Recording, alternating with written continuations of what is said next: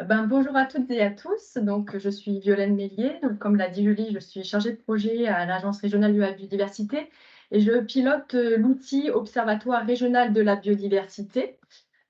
Donc, l'idée de ce webinaire, c'était de vous présenter un peu les premiers indicateurs qu'on a élaborés avec un grand nombre de partenaires qui nous aident sur le montage des indicateurs pour suivre l'état de la biodiversité, son évolution dans le temps. Et donc, voilà, vous présenter un peu ces premiers indicateurs. Donc, je vais vous... Hop, voilà. La première partie, un très rapide contexte, mais c'est quand même important pour vous montrer un peu quelle est la démarche et comment on s'inscrit là-dedans, de l'ORB et des indicateurs. Donc, je vous présenterai les premiers indicateurs biodiversité. Et la dernière partie, qui sera animée par Alice, consiste à vous faire un point d'étape de son stage concernant la problématique, enfin pas la problématique, mais le projet d'un état des lieux des suivis naturalistes protocolés en région et l'importance de ce travail pour la suite. Alors, on le sait, la biodiversité, ça fait des années qu'on en parle, subit un déclin. Elle se porte mal et ce, à toutes les échelles, que ce soit au niveau international, que ce soit au niveau de la métropole ou à l'échelle régionale.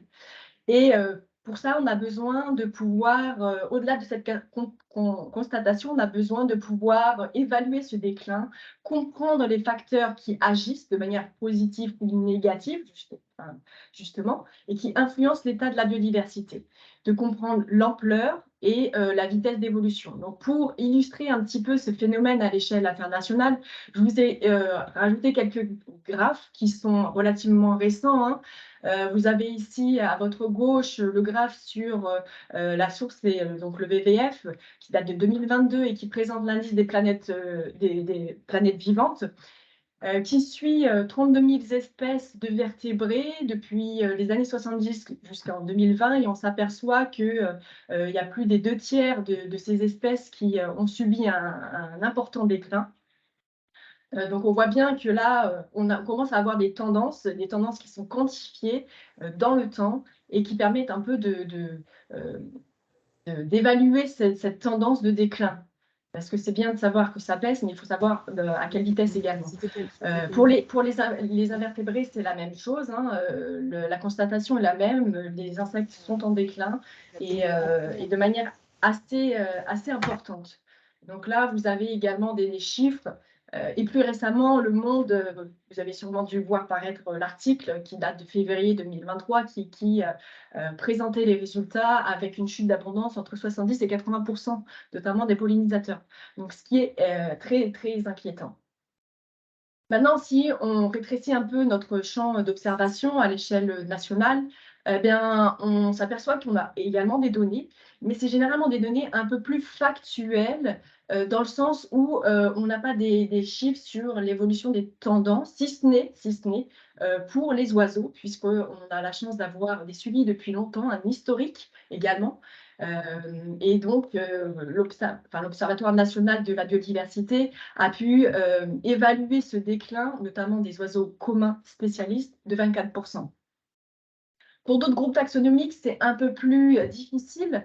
On a moins de connaissances ou alors moins de données pour avoir un peu ces tendances-là. On peut avoir effectivement des informations sur les espèces en déclin, les espèces menacées, sur la disparition de certains milieux naturels aussi qui commencent à être bien documentés. Mais ce qu'on s'aperçoit aussi, c'est que au niveau des lacunes, il y a encore pas mal de lacunes. Donc là, je vous ai mis un graphe qui a été élaboré pareil par l'Observatoire national de la biodiversité, qui présente un peu ces lacunes sur 9 groupes taxonomiques. Et tous les secteurs qui sont en bleu foncé et bleu clair correspondent aux lacunes, voilà, aux secteurs pour lesquels on a plus de lacunes. Donc, même pour les groupes les mieux connus, on se rend compte qu'on a des disparités sur le territoire concernant la connaissance sur ces taxons. Et qu'en est-il en région Occitanie? Donc, on a la chance d'être dans une région qui est très riche. C'est une des plus riches, enfin, en termes de diversité spécifique. plus riche région de France. On a de la chance d'avoir également beaucoup de données qui sont récoltées sur le terrain, notamment grâce à l'énorme réseau des acteurs qui sont présents sur le territoire. Plus de 150 structures de gestionnaires d'espaces naturels, ce qui est énorme, qui collectent jour après jour des données grâce aux inventaires, au suivi. Et on a à disposition donc le SINP régional qui est piloté par la DREAL, qui centralise un peu les données faune-flore de la région. Et actuellement, en tout cas début 2023, on avait plus de 8 millions de données faune et flore sur cette plateforme collaborative. Donc, beaucoup de données. On a également la chance d'avoir un territoire pour lequel il y a de nombreux organismes de recherche qui sont réputés au niveau international et qui récoltent également des données, qui font des suivis qui permettent d'alimenter un peu la connaissance. Et enfin, on a un territoire qui est particulièrement attractif et donc soumis également à pas mal d'aménagements. Il y a des études d'impact qui sont réalisées, qui permettent aussi de connaître un peu plus le territoire, de faire remonter des données. Mais il y a besoin du coup de structurer toute cette connaissance-là et de pouvoir maintenant donner des tendances sur l'évolution de la biodiversité en région pour savoir comment ça évolue dans le temps. Eh ben, c'est le rôle, entre autres, de l'Agence régionale de la biodiversité qui a été créée fin 2018, en septembre 2018, dont un des rôles, c'est justement de valoriser la connaissance à travers l'outil qui est l'Observatoire régional de la biodiversité, donc qui est piloté au sein de l'ARB.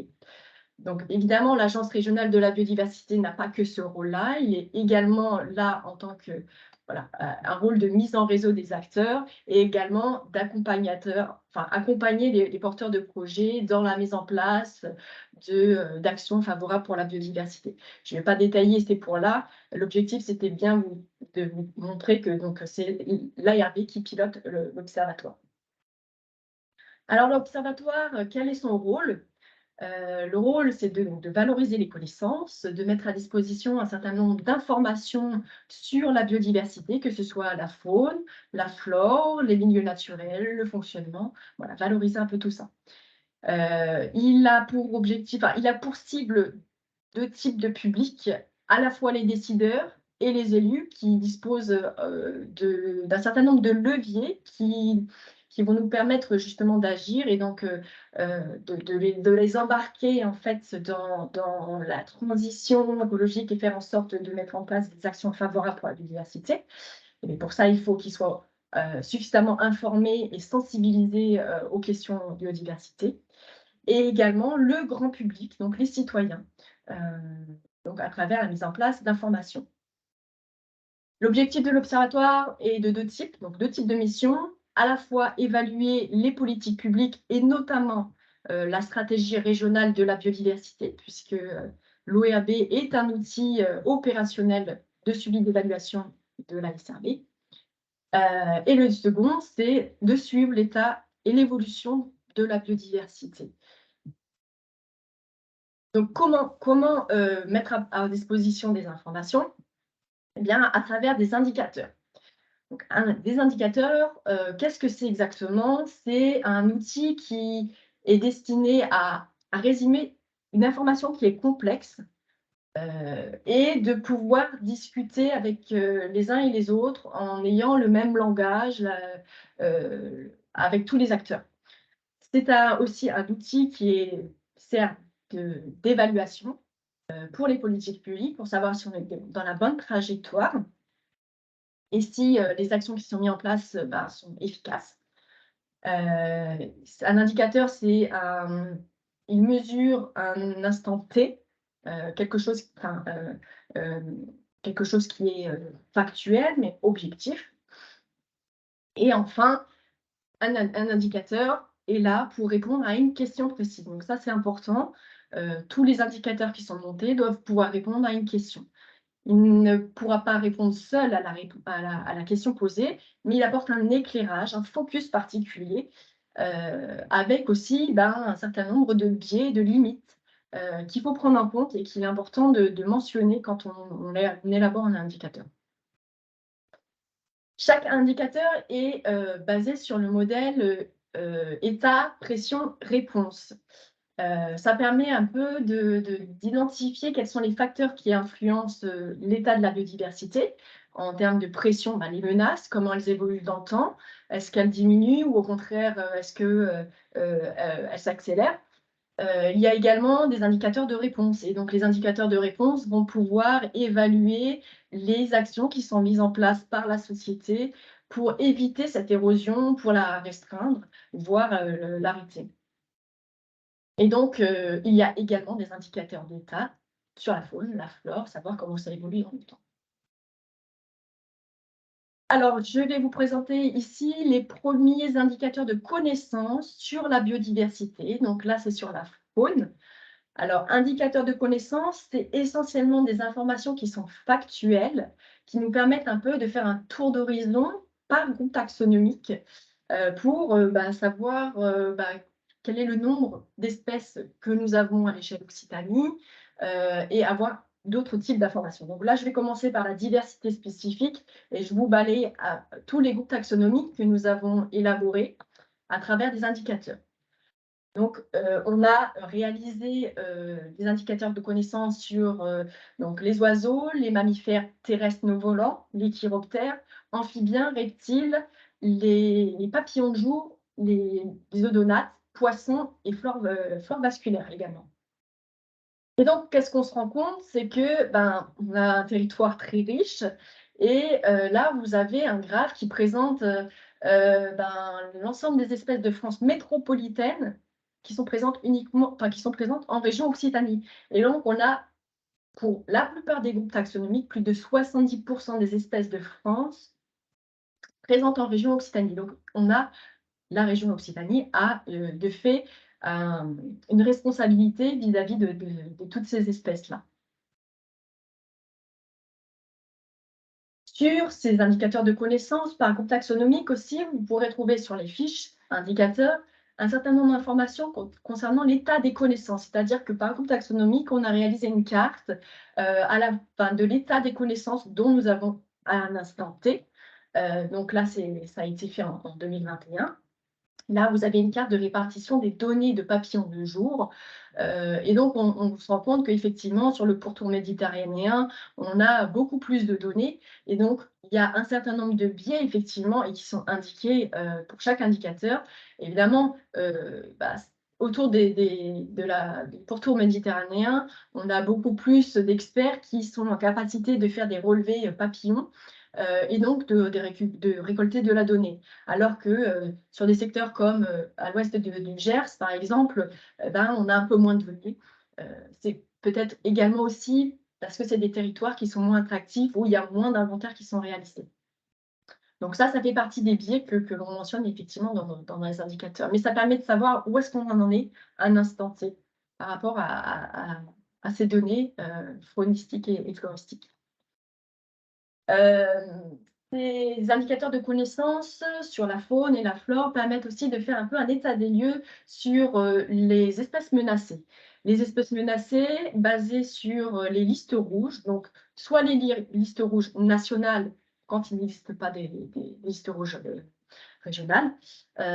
Et donc, actuellement, nous avons 3 listes rouges régionales faune. Donc, vous les avez en bas sur les papillons de jour, papillons de jour, odonates et orthoptères. Qu'est-ce qu'on se rend compte? C'est que grâce à ces listes rouges nouvellement créées au niveau régional, eh bien, un quart des espèces, que ce soit de papillons, d'odonates ou d'orthoptères, on se rend compte qu'il y en a un quart, une espèce sur 4, qui est menacée de disparition à l'échelle Occitanie. Pour les autres groupes, évidemment, les informations sont sûrement sous-estimées en attente des listes rouges régionales, mais ça permet aussi là de faire un peu un tour d'horizon. Et là, rien que pour les oiseaux, par exemple, à partir de la liste rouge nationale, de la même façon, on a un oiseau sur 4 qui est menacé de disparition. Dans les fiches floristique et floristique sur les indicateurs de connaissance, on a également fait un point sur l'évolution du nombre d'espèces au cours des dernières années. Alors, dernières années, c'est plutôt les 30 dernières années, voire un peu plus pour certaines espèces, pour savoir est-ce qu'il y a certaines espèces qui ont disparu au cours du temps. Donc voilà, j'ai fait un petit peu un bilan de ce qui ressort en fait de ces indicateurs. Donc on a 3 espèces d'oiseaux qui ont disparu depuis les 30 dernières années, assez récemment. Le trachy-rieur, le pluvier guignard et la pie-grièche à poitrine rose, donc cette dernière qui a été déclarée disparue depuis 2019, donc très récemment. En tout cas, nicheur, région Occitanie. On a 2 espèces de mammifères, donc bison d'Europe et puis le lynx. Donc ça, c'est des disparitions un peu plus lointaines. 2 espèces de papillons, faux cuivré, smagardin et vanesse des pariers de serre, et une espèce de reptile. Donc vous l'aurez reconnu, c'est la tortue d'Hermann. Vous allez me dire, elle n'a pas disparu. En fait, il s'agit de l'espèce euh, présente à l'état sauvage en Occitanie. Et donc elle est considérée comme éteinte.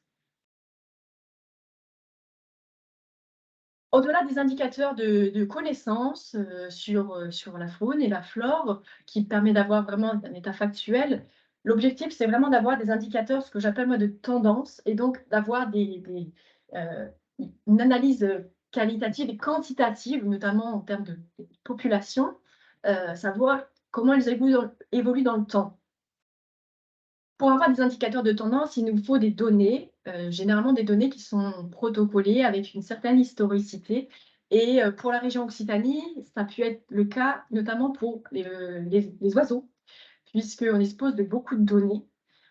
Et donc, je vous présente les premiers indicateurs qu'on a pu élaborer euh, avec les partenaires, hein, parce on est toujours accompagné quand on monte des indicateurs avec les experts qui sont là pour avoir une vue d'ensemble sur ces espèces-là. Ils peuvent avoir également un regard critique par rapport aux résultats et aux limites.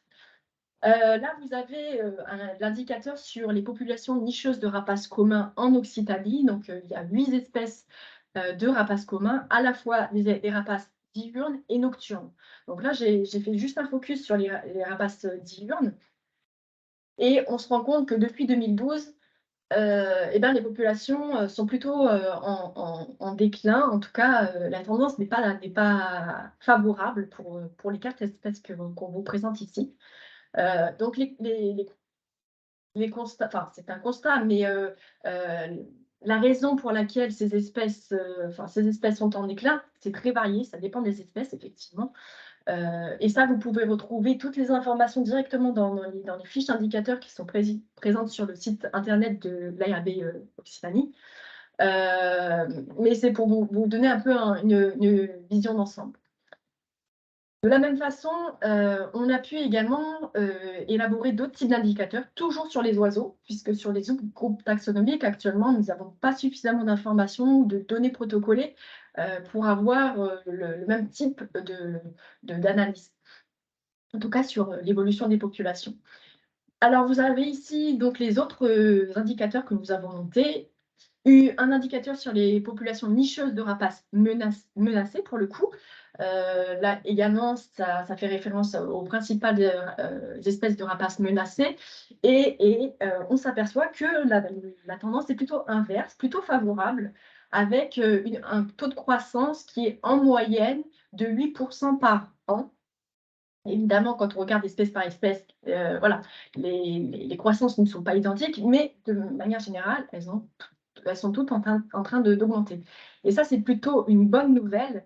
Et ça montre surtout l'intérêt et l'efficacité des actions, notamment de préservation des PNA qui sont montées en faveur de ces espèces et qui montrent l'efficacité et donc que les populations sont justement en train de se reconstituer et d'augmenter.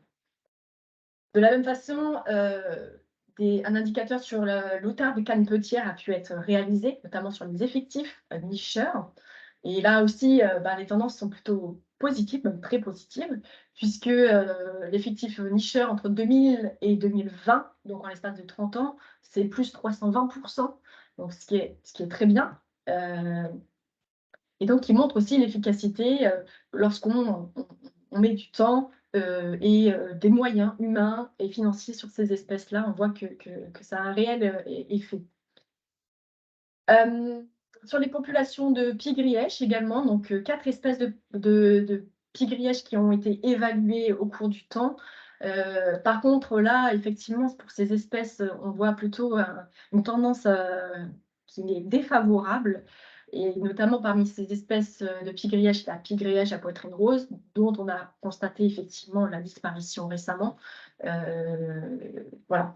Donc, pour les 4 espèces, la tendance n'est pas très bonne.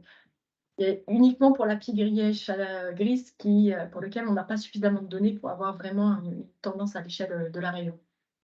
Donc là encore, c'est grâce, pareil, aux PNA qui sont montés qu'on peut avoir ce type d'informations et donc monter des indicateurs. Effectifs régionaux de l'Agrolimicole nicheur. Là encore, sur 8 espèces, on voit des tendances de population de couples nicheurs qui sont à la hausse, notamment au cours des 10 dernières années, donc ce qui est plutôt une tendance favorable, et on s'en réjouit. Là, par rapport à cet indicateur-là, il faut faire attention parce que parmi les limites, évidemment, c'est un indicateur à l'échelle régionale. Les oiseaux se dispersent, et notamment en région PACA.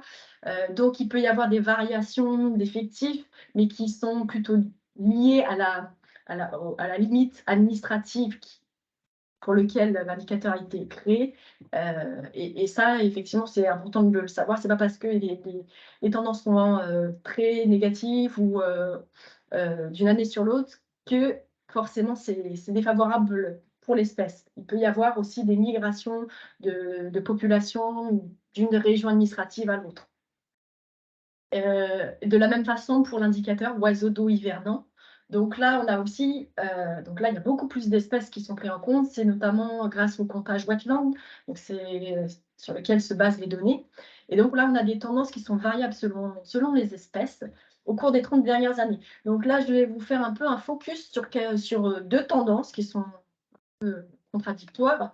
Une tendance sur le canard pilé, dont on voit que l'effectif de cette espèce est en fort déclin depuis les années 90, tandis que pour la grande aigrette, elle, c'est le contraire, elle est plutôt en augmentation sur la même période. Et ça, grâce au fait que l'espèce a été protégée de manière intégrale et donc a permis notamment aux populations de pouvoir se constituer. Donc voilà le type d'informations que vous pouvez récupérer et analyser sur le site de l'ARD Occitanie, sur le coin des indicateurs. Vous pouvez retrouver toutes ces informations ainsi que les analyses un peu plus poussées. Il n'y a pas que des indicateurs d'espèces que nous avons élaborés, il y a également des indicateurs sur les milieux. Alors, pas sur les habitats, mais plutôt sur les milieux. Là, on a un indicateur plutôt occupation du sol parce que nous ne disposons pas d'informations sur tous les habitats. Donc, on a utilisé l'occupation du sol Greenland Coorder pour avoir un peu une vision globale de la répartition des grands types de milieux, donc artificialisés, agricoles, forêt, milieu ouvert. Et donc, on se rend compte que les territoires agricoles représentent plus de la moitié de la surface d'Occitanie, et que la partie qui est plutôt artificialisée, donc qui représente 4,2% en 2018, ça semble pas beaucoup, mais en fait, quand on regarde l'évolution depuis les années 1990, on se rend compte que l'évolution est assez importante, une dynamique très importante, plus de 50% d'évolution dans cette période de temps. Donc c'est quelque chose aussi qu'on va suivre pour savoir comment s'étend aussi l'urbanisation au cours du temps et quels effets ça va avoir aussi sur les écosystèmes, sur la faune, la flore et les habitats. Par rapport au milieu également, donc milieu aquatique, c'est faire un peu un état des lieux des masses d'eau de surface grâce aux données qui existent à l'échelle des âges et donc des 3 grands bassins versants qui sont présents à l'échelle de la région, donc Aveyron-Garonne, Rhône-Méditerranée et Loire-Bretagne. Et donc là, on peut faire un peu une synthèse de l'état écologique des masses d'eau par grand groupe de masses d'eau. Donc 50% des cours d'eau sont en très bon état ou très bon état écologique et 30% des eaux de transition, 43% des eaux côtières. Donc voilà, ça vous permet de savoir un peu comment la région se positionne par rapport à cet état des milieux aquatiques. Donc ça, c'était pour les indicateurs d'état qu'on a réalisés. De la même façon, on fait la même chose sur les indicateurs de pression, identifier quelles sont les principales menaces sur la biodiversité qui ont donc du coup une influence négative. Je vous en présente 3. Donc le principal milieu détruit par artificialisation. Donc par rapport à tous les milieux qui sont détruits et qui sont transformés enfin, qui sont artificialisés ou urbanisés, on s'aperçoit que le principal milieu qui est touché, c'est les milieux ouverts et notamment les prairies et pelouses. Ça représente à peu près, ça représente 44% qui sont touchés par ce type de destruction en faveur donc de l'artificialisation. Donc là encore, c'est un indicateur qui nous montre quels sont les milieux qui sont principalement détruits. On a également fait un focus sur la pollution lumineuse, donc une étude qui avait été réalisée par la région Occitanie pour évaluer quels étaient les principaux impacts et notamment les niveaux les plus élevés de la pollution lumineuse en Occitanie. Donc c'est une carte qui est disponible, vous pouvez même télécharger des couches SIG. Il en ressort que 91% du territoire d'Occitanie est exposé à un niveau élevé de pollution lumineuse. Donc, plus des 3/4 du territoire possèdent des impacts forts concernant la pollution lumineuse. Et enfin, un indicateur sur les surfaces incendiées, donc avec effectivement le changement climatique, la sécheresse, le manque de pluie, on a un territoire qui est particulièrement soumis au risque incendie. Donc, il y a un indicateur qui a été réalisé pour évaluer notamment quels étaient les effets sur les surfaces de forêts incendiées. L'information qu'on peut vous donner là-dessus, c'est qu'il y a 110 communes qui ont subi une perte de surface de forêt à cause des incendies. Et si on regarde qu'à l'échelle des communes, sans s'intéresser particulièrement au type de milieu incendié, c'est 11% des communes d'Occitanie qui ont subi en 2019 au moins un incendie. Donc c'est un indicateur également qui serait à suivre dans le temps, puisque avec le changement climatique, il est possible que ça puisse que le risque soit de plus en plus important et donc de plus en plus de communes touchées. Enfin, les indicateurs de réponse. Donc je vais vous en présenter rapidement 3. Donc, qu'est-ce qui est mis en place par la société pour avoir une action favorable sur l'état de la biodiversité? Donc, il y a effectivement tout ce qui est les aires protégées, faire un peu un état des lieux des surfaces protégées, tout confondu, que ce soit des surfaces réglementaires, type réserves naturelles, parcs nationaux, foncières, donc des sites du conservatoire, par exemple, et des aires protégées de façon contractuelle ou conventionnelle. Donc, c'est plutôt type Natura 2000 ou encore les parcs naturels régionaux. Donc, tout confondu, en Occitanie, ça représente, donc ces aires protégées, 36,5% du territoire en 2021. Donc, 36% du territoire possède au moins un statut de protection. Donc, ici, on ne parle pas d'air forte ou d'air de protection faible. on fait bien la distinction entre les aires de protection réglementaire, foncière et conventionnelle contractuelle. On a regardé également par rapport aux SNIEF et donc au secteur qui présente un intérêt écologique, faunistique et faunistique, par rapport à ces SNIEF, si elles sont couvertes par des aires protégées. Donc c'est l'indicateur effort de conservation de nature remarquable. Et on se rend compte que par rapport à ces SNIEF, il y a plus des 2 tiers qui bénéficient d'un statut de protection ou de gestion en 2021. Donc il y a un tiers qui est en dehors, qui n'a pas spécifiquement de statut de protection. Enfin, pour avoir un peu un miroir de l'indicateur de pression sur la pollution lumineuse, on a un indicateur de réponse sur l'extinction de l'éclairage public, puisque pour diminuer l'effet de la pollution lumineuse, la meilleure chose à faire, c'est d'éteindre tout simplement les éclairages publics. Et donc ça, c'est un indicateur qui a été réalisé grâce à une modélisation issue de données satellites qui ont permis d'évaluer les communes qui pratiquent une extinction totale probable, puisque c'est une modélisation, de leur éclairage public.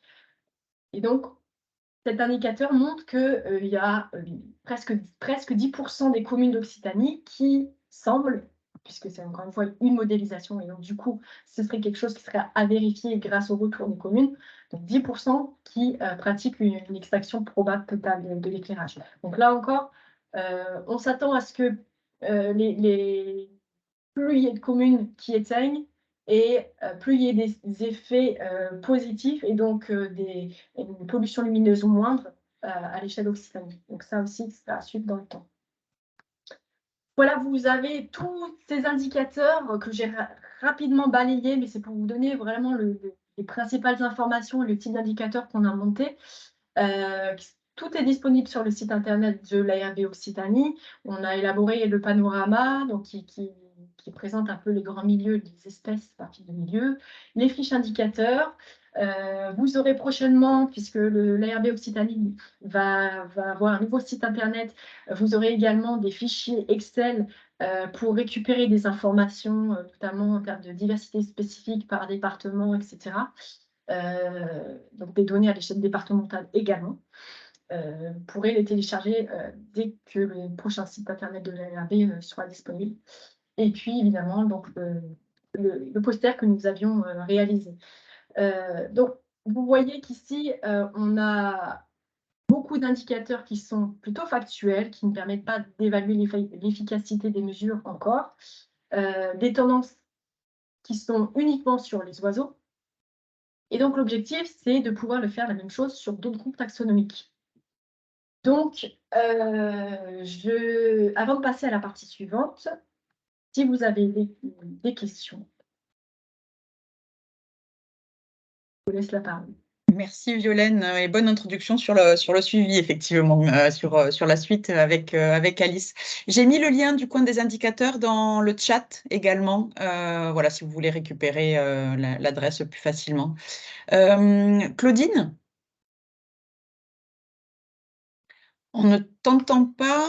Oui, bonjour à tous. Oui. J'avais une question, moi, sur du coup les indicateurs de tendance, effectivement, qui ont été présentés, et notamment le plus 320% sur les outardes. Je voulais savoir, donc ce chiffre, il est globalisé à l'échelle de l'Occitanie, s'il y avait des informations à des échelles plus fines, au niveau territorial, départemental, voire même infra.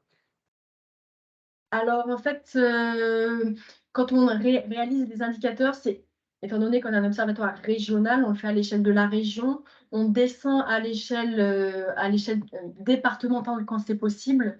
Pour spécifiquement cet indicateur, les informations ont été récupérées via différentes structures et puis via le SINP, évidemment. Il y a possibilité sans doute de pouvoir les récupérer via le SINP pour avoir des données un peu plus locales si vous avez vous voulez l'avoir qu'à une échelle particulière. Nous, on ne pourra pas vous fournir les informations. Il faut directement demander auprès du SINP. Pour l'indicateur en lui-même, il n'y aura pas de fichier Excel à télécharger pour les indicateurs de tendance, en fait. On ne peut pas descendre au-dessous. Après, il y a des problématiques liées qui sont d'ordre statistique, en fait. On peut difficilement descendre pour pouvoir faire des analyses, en fait. Donc, pour cet indicateur, à l'échelle territoriale, on ne pourra pas vous donner des informations plus précises, en tout cas. OK, très bien. Ben, de toute façon, on a accès au SINP, donc on peut avoir aussi des précisions, en reprenant la donnée à la source. Et du coup, dans votre observatoire, je me posais aussi la question, bah, de l'analyse qui est faite de ces indicateurs. Parce que les chiffres, bruts, voilà, sont certes intéressants, mais est-ce qu'il y a, du coup, des analyses pour, essayer de comprendre ces phénomènes, voilà, et qualifier un peu plus, ces fameuses tendances? Oui, alors, en fait, chaque indicateur a une fiche qui est très détaillée. Vous le verrez sur notre site internet. Généralement, les indicateurs, c'est des documents PDF qui font 8-10 pages.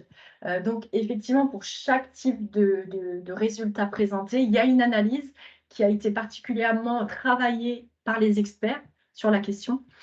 Et qui vous va permettre d'avoir un peu des premières enfin, en tout cas des premières explications quant aux résultats, comment on peut les analyser et les comprendre. Par contre, il y a certains indicateurs où ça ne peut être encore que quelques hypothèses. Il faut pouvoir suivre l'indicateur dans le temps pour après s'assurer des hypothèses qu'on a pu émettre au premier abord. Il y a encore pas mal de choses pour lesquelles on a besoin de conforter les connaissances. Donc, évidemment, on avance pas à pas. On ne peut pas avoir la connaissance sur tout. Et on espère qu'avec les données à l'avenir, on pourra petit à petit vraiment avoir une certitude sur la façon dont évoluent les phénomènes. OK, merci pour ces précisions. Jérémia? Oui, bonjour tout le monde. Je me demandais si on avait une idée du temps qui s'écoule entre le moment où un fournisseur de données la transmet au SINP et celui où vous pouvez en disposer pour vos analyses. Alors, merci Jérémia. C'est très variable en fait. Étant donné que les données sont gérées par les pôles SINP qui récupèrent les données des associations, des structures gestionnaires, ils récupèrent les données et ils doivent les valider en interne. C'est un travail qui peut être très long. Et ensuite être versé, enfin vérifier le formatage des données pour être ensuite versé au SINP. C'est très variable. En tout cas, nous, quand on utilise les données, on indique la date à laquelle on a fait la requête auprès du SINP pour pouvoir dire à un instant T, voilà ce qu'on a utilisé. Et donc, pour lequel on a monté un indicateur. Donc, je ne peux pas vraiment répondre à la question sur la durée entre le temps où l'indicateur entre le temps où l'observation est rentrée dans la base et ensuite pris en compte par les pôles SINP et versée dans le SINP. Donc ça, je ne peux pas répondre à la formation puisque c'est très variable d'un donné à l'autre en fait. Et puis, il y a certaines structures qui versent une fois par an, par exemple, leurs données. Donc, ça complique un peu plus les choses aussi. Ça peut être très long, effectivement, des fois. Vanessa? Oui, bonjour tout le monde. J'avais une question concernant le mode de diffusion de ces données de l'ORB, en sachant qu'on s'adresse à un public d'élus, grand public. Sur quel support, en fait, seront communiquées toutes ces infos pour que ce soit accessible au public ciblé? Oui, Merci. alors c'est une très bonne question parce qu'effectivement, il n'est pas tout de monter des indicateurs, il faut qu'ils soient diffusés, compris et que ça atteigne la cible. Actuellement, les indicateurs sont présents sur notre site internet, donc effectivement, ce n'est pas assez visible, en tout cas du grand public. Ce sont des fiches qui sont très techniques puisque quand on a élaboré, quand on a décidé avec les différents membres de l'ORB comment valoriser, comment les mettre à disposition, on a décidé d'avoir des fiches complètes pour avoir un maximum d'informations en tout cas. Ce qui nécessite du coup de devoir les retravailler pour avoir une information peut-être plus accessible pour le grand public. Et du coup, on a commencé à réaliser une stratégie de communication ORB digitale avec la diffusion d'informations sur le réseau social Instagram pour toucher plutôt le grand public. Et pour les élus, l'objectif, c'est de monter plutôt des plaquettes qu'on pourrait distribuer et qui seraient à disposition également via notre site Internet.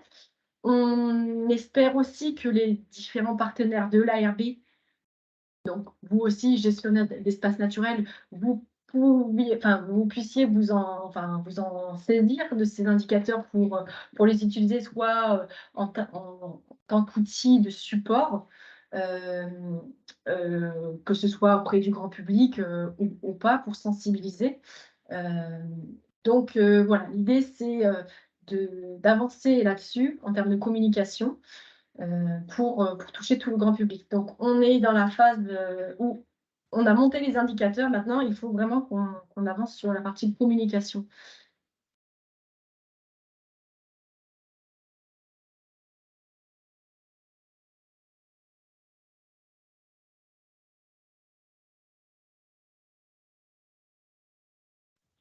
Avec le micro, c'est mieux. Est-ce que vous avez d'autres questions, commentaires, réflexions avant de passer à la présentation suivante avec Alice?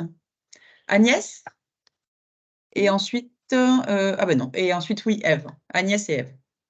Oui, non, mais juste pour prolonger la question précédente, moi, donc, je travaille dans une chambre d'agriculture et bon, il se trouve que la semaine prochaine, là, j'organise un groupe de travail biodiversité pour mes élus.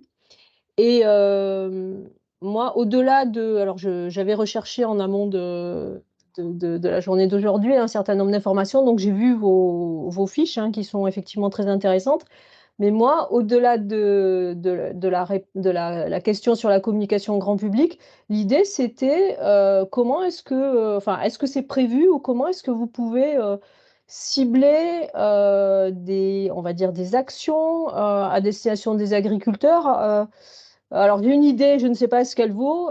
C'est en gros moi je travaille dans l'Aude, donc une grande cause ou deux, trois grandes causes, et comment est-ce qu'on peut faire pour essayer de faire évoluer certaines pratiques, pour essayer de cibler, parce que on ne pourra pas tout faire, mais s'il y a vraiment une urgence, nous on peut essayer de faire passer des messages. Je ne garantis pas la suite donnée, mais voilà. Moi j'aurais besoin de quelque chose de très concret, au-delà de la connaissance. Et est-ce que c'est quelque chose qui est prévu, qui est faisable d'ailleurs? Je ne sais pas.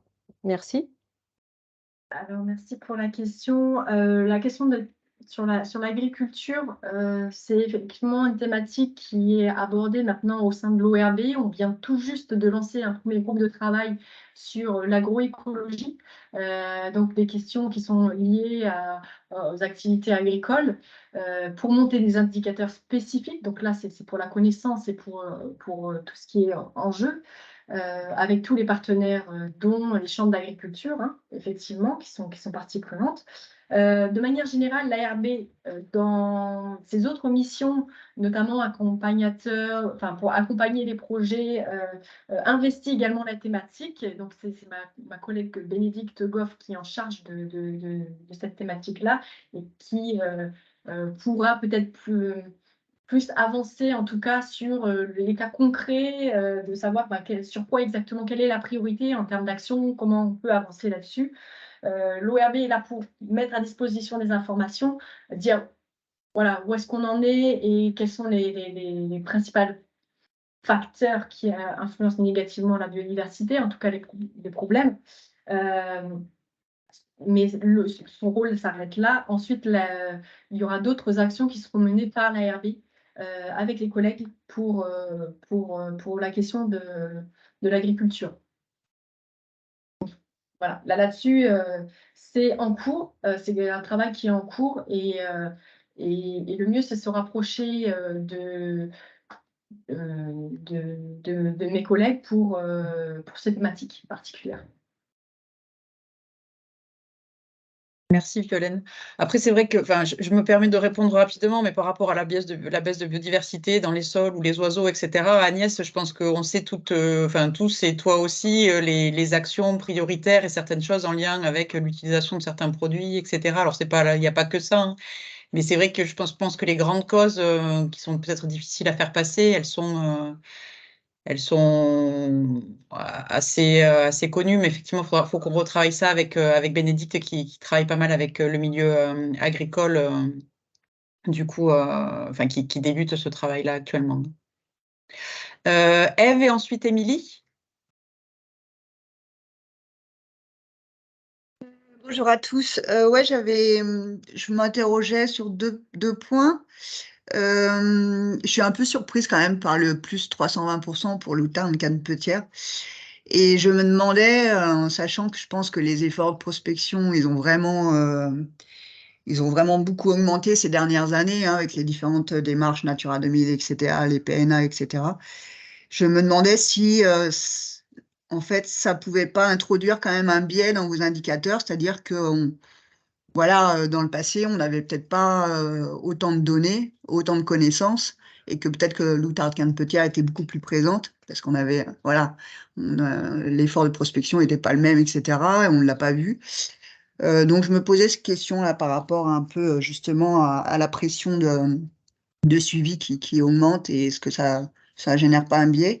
Et la deuxième question, c'était est-ce qu'il était prévu de mettre à jour les effectifs régionaux pour un certain nombre d'espèces, notamment les espèces Natura 2000, puisqu'on nous demande de hiérarchiser les enjeux selon une méthode qui nécessite d'avoir des données régionales à jour. Or, aujourd'hui, elles sont absolument pas à jour. Je pense que c'est pas un chantier qui est prévu par la DREAL. Donc, je me demandais si voilà, ça pouvait se faire à votre échelle. Alors, concernant les biais liés aux prospections, donc effectivement, plus il y aura d'inventaires, de suivi, de jours, de terrain réalisés, plus on aura la possibilité de détecter une espèce. Donc, ça fait toujours partie des biais dans nos indicateurs, hein, parce que l'effort de prospection, il faut pouvoir l'évaluer. Après, il faut faire des modélisations pour essayer de lister, en tout cas, ce biais. On peut le faire si on a beaucoup de données. Si on a beaucoup de données, on peut lister ce biais. Pour l'outarde canepetière, c'est une espèce qui est très suivie depuis ben là, on avait les informations depuis 2012. Donc, on a suffisamment de données pour essayer de limiter le biais. Après, on ne l'a pas évalué non plus, ce biais, à savoir combien il était. Mais il faut toujours l'avoir en tête, effectivement. De toute façon, un indicateur ne sera pas parfait. Et c'est ce type de biais à prendre en compte. Concernant la deuxième question sur les effectifs régionaux, pour les populations, enfin, c'est par rapport aux espèces Natura 2000. Alors, nous, on utilise les données qui sont présentes dans le SINP. Et pour les effectifs, ben, voilà, l'idée, c'est justement de pouvoir avoir des données protocolées pour pouvoir engranger la donnée. Nous, on ne pourra pas collecter spécifiquement de la donnée, en tout cas en produire. On utilise exclusivement que les données qui existent. Et ce sera possible que si on a suffisamment d'informations, en fait. C'est quelque chose qu'on envisage, en tout cas pour Natura 2000, faire un focus dessus, en tout cas pour tout ce qui est les habitats, l'état de conservation des habitats pour Natura 2000. Pour les effectifs régionaux de certaines espèces, eh ben, ce sera possible si on a suffisamment de données. Et je voulais juste aussi alerter sur un truc, c'est que quand le SINP là, est passé de Languedoc-Roussillon à Occitanie, il y a pas mal de données qui ont sauté, quoi. Moi, c'est ce que j'ai remarqué personnellement, où on avait versé, par exemple, des milliers de données sur la cistude d'Europe, donc qui figuraient au SINP Languedoc-Roussillon, et elles ont sauté, elles sont plus dans le SINP Occitanie, quoi. Et donc là, j'ai toujours pas eu la réponse du pourquoi. Mais voilà, il y a aussi, au niveau du SINP, il y a quand même aussi pas mal de problèmes, quoi, hein. Alors, par rapport au SINP, donc c'est vraiment un outil collaboratif avec pas mal de partenaires qui a été lancé de manière opérationnelle en 2020. Donc, effectivement, peut-être s'il y a eu des loupés, c'est toujours dans les bases. C'est important de faire remonter ces informations. Donc, je crois entendre en tout cas, votre observation a été remontée. Et du coup, Cécile, je pense qu'elle voudra réagir. Donc, peut-être lui laisser la parole parce que qui est justement en charge à l'Adréal. Oui, j'étais en train de penser justement à Cécile. Oui, je suis Vas-y. Cécile Poisson-Rive, chargée de mission connaissance et gouvernance scientifique à l'ADREAL. Donc, je suis notamment le SINP en lien avec Eric Bruno, hein, qui est l'administrateur des données à l'ADREAL. Donc là, c'est tout à fait anormal que des données qui ont été versées au SINP et qui ont figuré à une époque n'y figurent plus. Donc, il faut effectivement résoudre le problème et creuser le pourquoi. Et en fait, la donnée qui est versée au SINP ne doit jamais disparaître. En fait, c'est le principe du SINP. Une donnée d'observation ne disparaît jamais du SINP à partir du moment où elle y est versée. Donc, c'est une situation totalement anormale qu'il faut résoudre. Merci Cécile. Bon, du coup, ça a été entendu et j'espère que ce sera traité. Émilie, avant de passer ensuite peut-être la parole du coup à Alice pour la suite de la présentation, il est déjà 11h30. Oui, très, très rapidement, puisque une des remarques que je voulais formuler, c'est Eve qui l'a formulée, et notamment sur la base de l'outarde canepetière, peut-être en précisant il faut faire attention à ce que le discours n'évolue pas. Enfin voilà, cette donnée des plus de 320% sur notre territoire, on identifie une perte d'habitat pour l'outarde canepetière. Donc, voilà, vis-à-vis des élus locaux, si on a une donnée qui nous dit qu'il y a, voilà, il y a ce plus 320%, à l'échelle régionale, peut complètement noyer le discours et tous les efforts qu'on essaye de fournir au niveau local pour arrêter cette perte d'habitat sur ce type d'espèces spécifiques. Je pense qu'il y a aussi une pression, enfin, je pense qu'il y a aussi une pression d'inventaire qui est plus forte aujourd'hui qu'elle ne l'était, même si elle a évolué très récemment, mais sur notre territoire, on s'en rend compte, notamment en tant que structure animatrice de site Natura 2000 sur ces sujets-là. Le deuxième sujet, c'est dans les statuts aires protégées. Est-ce que vous avez envisagé de prendre en compte les protections apportées par les documents d'urbanisme, avec notamment les zonages et règlements liés aux réservoirs de biodiversité? Voilà. Donc, concernant les aires protégées, on va faire évoluer petit à petit la fiche pour prendre en compte plutôt les aires fortes, puisque il y a une définition qui est en cours. Elle n'est pas tout à fait arrêtée, c'est pour ça qu'on ne parle pas d'aires fortes, mais des zonages biodiversité, ce n'est pas prévu en tout cas pour le moment de les intégrer dans ce type d'aires protégées. Donc, la seule chose pour laquelle nous, on avait prévu de faire évoluer la fiche, c'était uniquement pour prendre en compte vraiment la notion de protection d'air forte. D'accord, ok. Moi, c'était plutôt pour justement avoir cette différenciation entre air forte et air faible, parce qu'un secteur de contractualisation Natura 2000, on est tous sauf sur une aire forte de protection, hein. Voilà. Oui, bien sûr. Non, mais tout ce qui est Natura 2000 n'est pas identifié comme étant une aire forte, hein. Ce sera uniquement tout ce qui est réglementaire et puis tout ce qui est foncier aussi qui devrait intégrer cette notion. Et donc, la considération je sais pas moi, d'une inconstructibilité de certains secteurs par les documents d'urbanisme n'est pas considérée comme une protection forte. Non, on va vraiment se baser sur les textes pour intégrer cette notion-là. Pour que tout le monde ait la même notion, la même définition d'air forte. Très bien. Sophie, une petite précision par rapport à ça, peut-être? Je vois que tu as levé la main, j'imagine. Sur ce sujet, effectivement, on avait discuté de cette fiche avec Violaine et en fait, je crois que les notions de protection, on se base sur la stratégie nationale pour les aires protégées qui a été mise en place en 2020-2021, là, et où du coup, il y a une définition uniformisée de qu'est-ce que c'est qu'une aire protégée, qu'est-ce que c'est qu'une aire protégée en protection forte et des critères qui sont mis en face. Et du coup, dans les textes, il n'y a pas ces espaces que vous évoquez, qui seraient considérés comme des aires protégées. Donc après, on peut considérer que qu'il y a des défauts ou des oublis, mais en tout cas, je pense que c'était plus simple de se baser sur la doctrine nationale pour Non, faire mais ça. j'ai pas de souci avec ça. C'était plutôt par rapport à mettre dans un même, en tout cas à l'heure actuelle, de ce que j'ai compris de l'indicateur, on met dans un même pot des aires qui sont de l'ordre des réserves nationales ou régionales et des sites Natura 2000. Et je suis pas sûre qu'aujourd'hui on ait le même degré de protection sur ces types de sites. C'est tout. Juste par rapport à cette fiche-là, évidemment, j'ai pris l'information synthétique. Vous avez Ouais, la précision pour chaque aire, hein, évidemment. très bien. Merci. Merci Violaine. Je vous propose qu'on continue la présentation. Alice, Oui. je te laisse poursuivre Oui, merci. sur le protocole de suivi. Bonjour à tous. Donc moi, je suis en stage depuis mars à l'ARB. Je suis encadrée par Violaine. Et l'objectif de mon stage, c'est de réaliser un état des lieux des suivis naturalistes protocolés en région. Donc premièrement, je vous propose quelques éléments d'introduction en me référant à des documents de cadrage. Premièrement, la stratégie régionale pour la biodiversité qui avait été mentionnée plus tôt, puisque le défi numéro 4 consiste en mieux connaître, mieux partager pour mieux agir individuellement et collectivement. Donc l'objectif de mon stage, c'est de savoir les données qui existent à l'échelle de la région pour pouvoir créer des indicateurs de tendance a posteriori. On a ensuite comme document, tu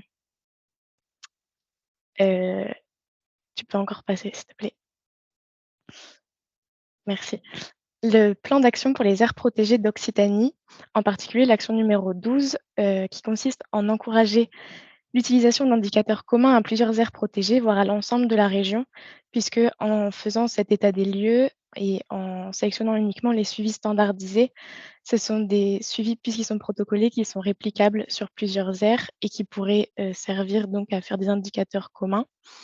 Et j'ai aussi une attention toute particulière à la stratégie régionale d'amélioration de la connaissance qui est en cours de rédaction, pour les analyses et en particulier les propositions de priorisation des suivis. Donc tous ces documents, je vais m'en servir pour mes analyses et il faudra que je sois aussi très attentive au niveau aux enjeux à la fois régionaux et nationaux avec le programme national de surveillance de la biodiversité terrestre. L'objectif pour réaliser mon stage, il y a quelques questions auxquelles je dois répondre puisque l'objectif étant de réaliser des indicateurs de tendance pour l'ORB et pour ça, on a besoin de savoir quels sont les suivis qui sont effectués en Occitanie. Donc, je m'intéresse exclusivement aux suivis de faune et de flore qui sont effectués avec un protocole standardisé et pour ça, je vais contacter des structures naturalistes, des bureaux d'études, des chercheurs et encore des gestionnaires d'espaces naturels. Je dois aussi me demander, répondre à la question suivante. Comment les suivis se répartissent géographiquement à l'échelle du territoire? Est-ce qu'on a un maillage qui est suffisant à l'échelle de la région? Ou bien, où est-ce qu'il faudrait rajouter des suivis dans l'idéal? Est-ce que tous les types de milieux sont concernés? Puisque la région Occitanie, elle est très hétérogène. Et est-ce qu'on a des suivis aussi bien en aires protégées que hors aires protégées? Parce qu'on pourrait imaginer du coup, évaluer l'efficacité des statuts de protection si on a des suivis qui sont réalisés d'après le même protocole en aire protégée ou hors aire protégée. Enfin, je me demande aussi comment les suivis se répartissent entre les différents taxons, puisque toutes les espèces n'ont pas le même statut de protection et n'ont pas les mêmes enjeux. Et encore une fois, ces enjeux, ils vont beaucoup dépendre de si je m'intéresse à des documents, la stratégie nationale, le programme national de surveillance de la biodiversité terrestre ou bien les stratégies plutôt régionales. Donc ici, je vous ai présenté les principales phases qui découpent un peu mon travail. Donc, premièrement, j'ai dû rechercher des contacts. Ça s'est fait principalement grâce à l'enquête qui avait été relayée en 2022 par la DREAL sur les suivis qui étaient appliqués, qui étaient réalisés en Occitanie. Et ce sont principalement des informations sur les structures naturalistes que j'ai récupérées pour pouvoir les contacter. J'ai pu réaliser quelques entretiens et ces entretiens me permettaient de, collecter des informations sur les protocoles qui sont appliqués, sur, surtout la localisation de leurs placettes, l'historique des données, où est-ce que sont stockées leurs données brutes, est-ce qu'elles sont validées ou pas et les moyens aussi qui sont mobilisés pour déployer ces protocoles. Donc c'est des moyens, humains, financiers et temporels. Maintenant, je passe à la phase numéro 3 qui est celle d'analyse des entretiens pour savoir du coup, toutes les données, qui sont déjà à disposition ou du moins des données qui existent. Heu j'ai commencé aussi à réaliser quelques cartographies, je vais vous en présenter, par la suite et enfin, il y aura une étape de proposition de priorisation des suivis en région Occitanie.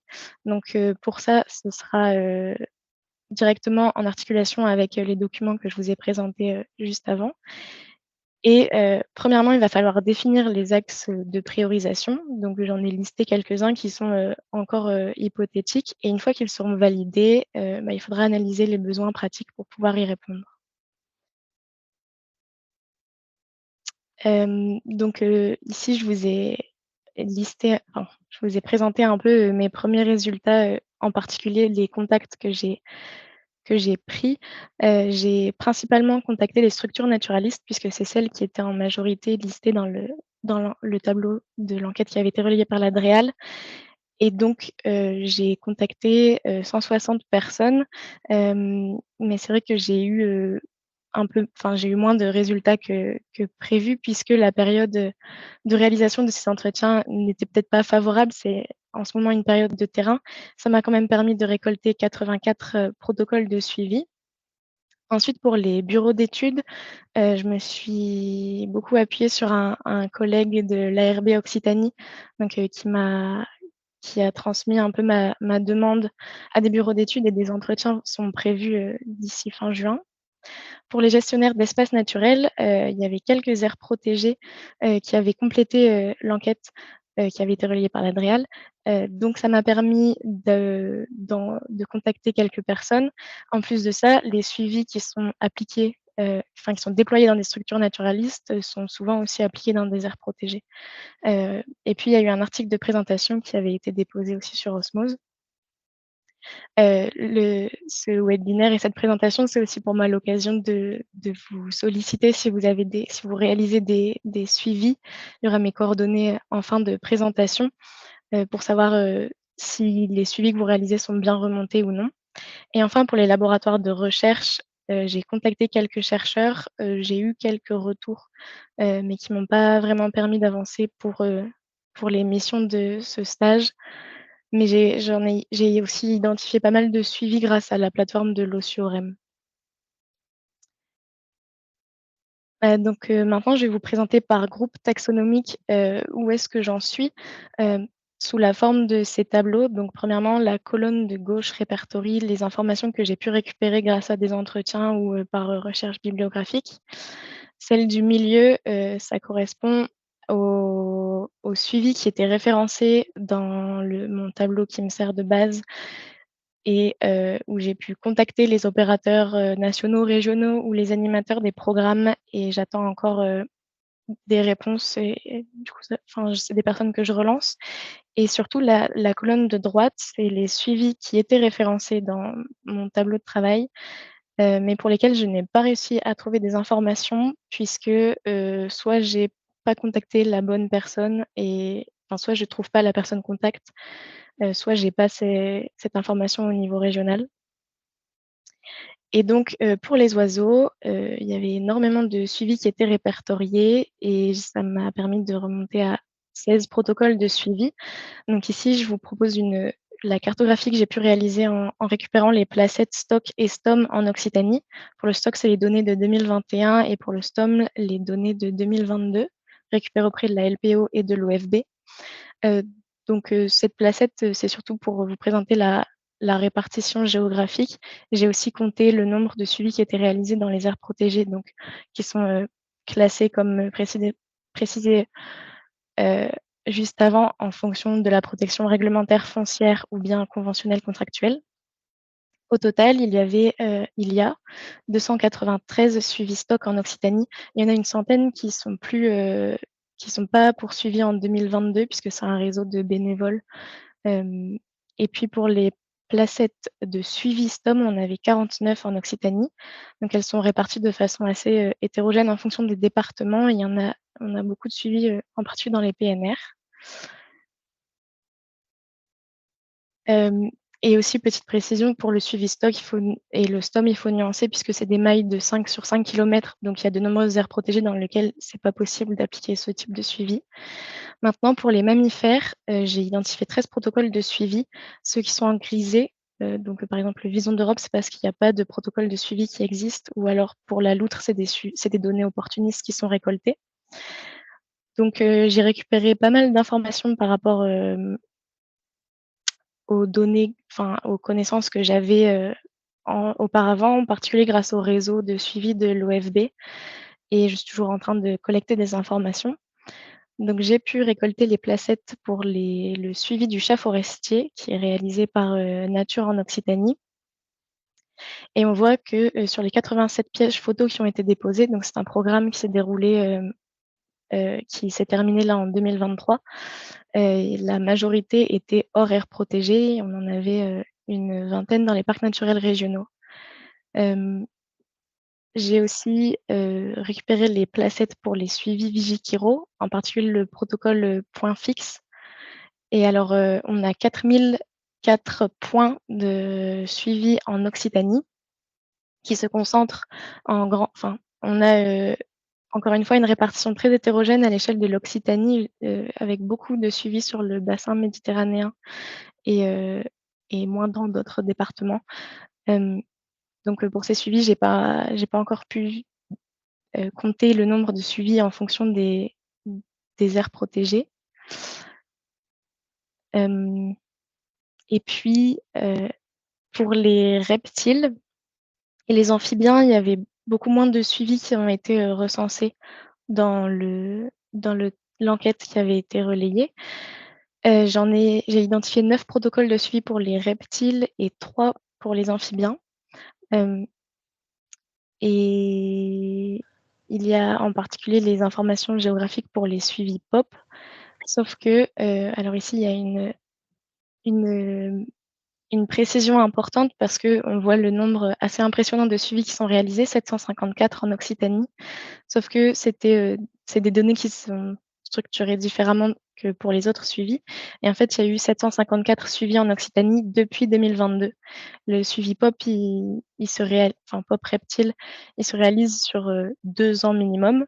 Et donc, au bout de 2 ans, il y a un certain nombre de suivis qui sont arrêtés, mais j'ai quand même récupéré l'information. Et donc, c'est pour ça qu'on a, par exemple, 579 suivis POP reptile en réserve naturelle régionale. Ça ne veut pas dire que ces suivis sont encore poursuivis.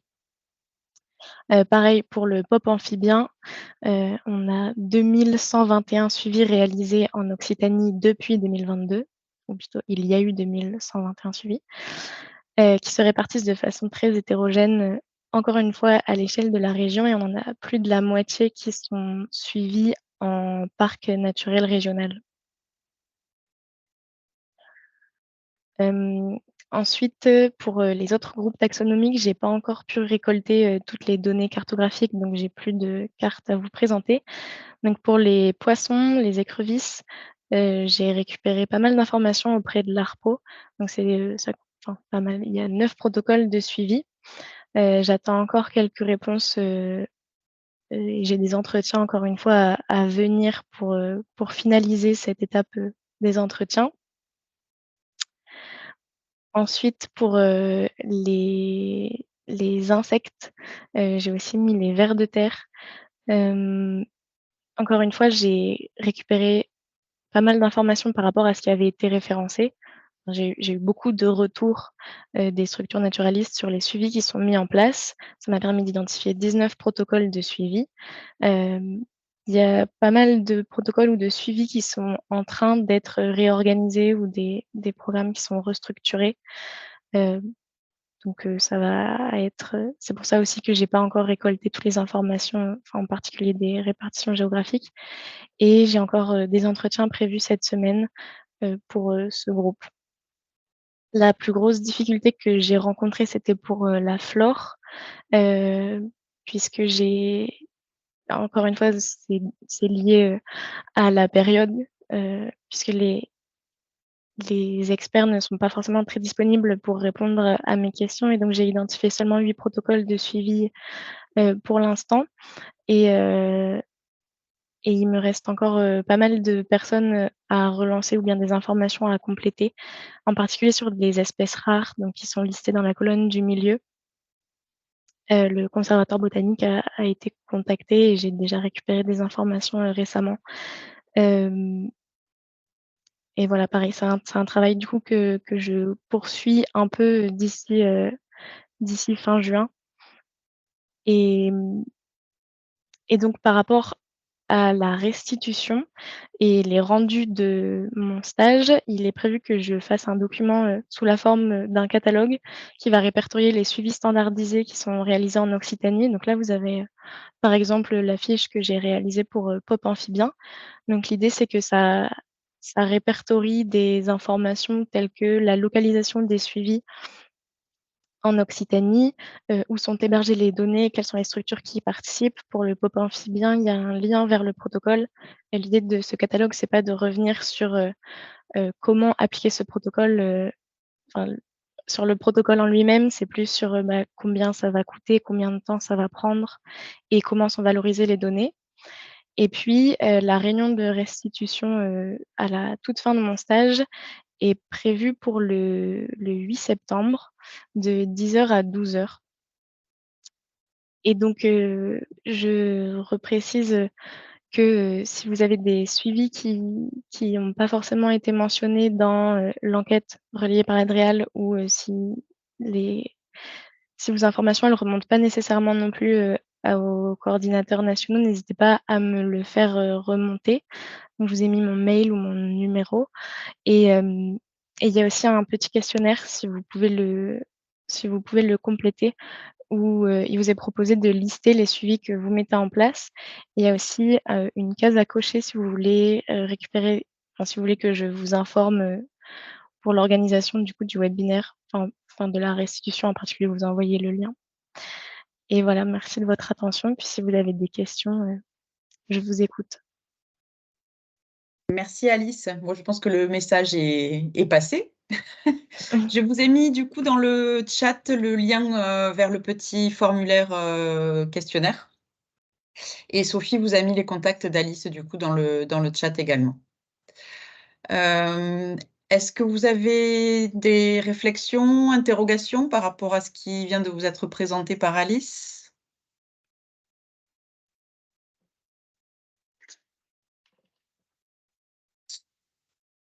Non. Peut-être, Violaine, tu peux départager ton écran vu que les coordonnées ainsi que l'adresse sont dans le chat. Comme ça, on peut se voir un peu plus peut-être. Écoute, Alice, j'ai l'impression que ça a été très, très clair puisque ça ne suscite aucune interrogation. Parfait. Je vais conclure à ce moment-là en vous disant que, comme à l'habitude, on vous enverra le lien, on vous enverra la présentation de Violaine et d'Alice par mail en suivant ce webinaire qui a été enregistré et qui sera donc mis sur notre site internet en replay assez rapidement. N'hésitez pas donc à faire remonter les suivis, les protocoles de suivi, etc., les réflexions que vous avez à Alice dans les jours qui viennent, et à vous inscrire donc pour son webinaire de présentation à la rentrée en septembre. Merci à tous et je vous souhaite une excellente journée et un bon week-end. Enfin, un excellent week-end même d'ailleurs aussi. Merci. Au revoir. Merci, au revoir. Au revoir. Merci. Merci, Au revoir. Merci beaucoup, au revoir.